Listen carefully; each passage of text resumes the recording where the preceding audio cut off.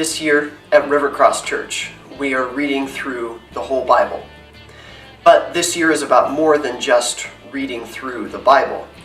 This year, as we read through the Bible, I'm excited and I'm hopeful that we get the big picture of what the Bible has to offer and what God has to offer us as we grow in our faith. We're going to be trying to read through the Bible in a different and maybe a fresh way from how perhaps you've done that before, if you have. We're going to be reading through the Bible in some different ways. And last week we looked at a story in the book of Nehemiah, chapters 8, 9, and 10, about when they started reading the Bible again, it was like reading it for the first time. Once they started reading it, they were gripped by the stories and the things that happened in their past, and it caused them to do all kinds of things. It caused them to celebrate, it caused them to pray, it caused them to confess their sins, it caused them to even draft documents and make promises about how they wanted to live because of the truth that they found in the Bible. So what they discovered is they discovered that they were part of a bigger picture of God's plan for their lives and how their lives fit into God's greater plan. They discovered that what they were doing wasn't just in that moment, in that time period, hundreds and hundreds of years ago. But what they discovered is what they were doing was part of God's bigger picture for their lives and for God's plans for them. I hope that's the kind of picture, big picture, that we get as we read through the Bible together this year. Now, this last Sunday, or perhaps in the mail, you should have gotten a packet that looks like this. A packet of information that gives you some tools and some resources for how we're going to be reading through the Bible together. This is something that you can do on your own. This is something you can do with your kids or your grandkids, with your family.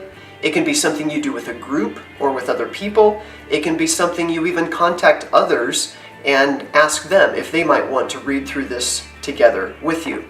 The plan is to not read every chapter and every word of the Bible, because we're going to try to be reading through a portion of the Bible, but still getting the big picture of the Bible.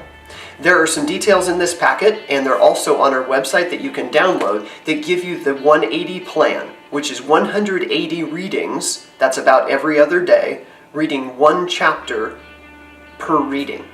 That's about 180 chapters throughout the Bible, throughout the year. It's very manageable. It's one chapter every other day.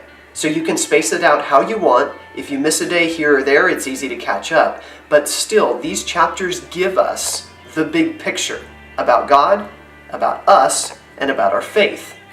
There are also verses to memorize. There's one per week, and they're short verses, but they're the best verses. So I encourage you to work through those readings, those Bible verses, challenge each other, and ask other people if they are memorizing their Bible verses too. Kids have a curriculum that starts this coming Sunday, and the stories that they'll be getting in their curriculum parallel the stories that we have during the worship services also. So they get a double dose of a lot of these stories. These videos are also available. They're going to be available every week to remind us what we looked at last week and where we're headed this coming week. This coming Sunday marks the beginning, and we're actually going to be looking at the very beginning of the Bible. We'll be looking at Genesis chapter 1, when God created everything, and we're going to try to capture what is the big picture that God is trying to communicate to us out of the creation story from the very beginning of God's Word to us. So Genesis chapter 1 is where we'll head this Sunday. I hope to see you there. Look on our website and you can find out all the details, download all the ideas and all the plans and resources, and I look forward to seeing what God does with the big picture.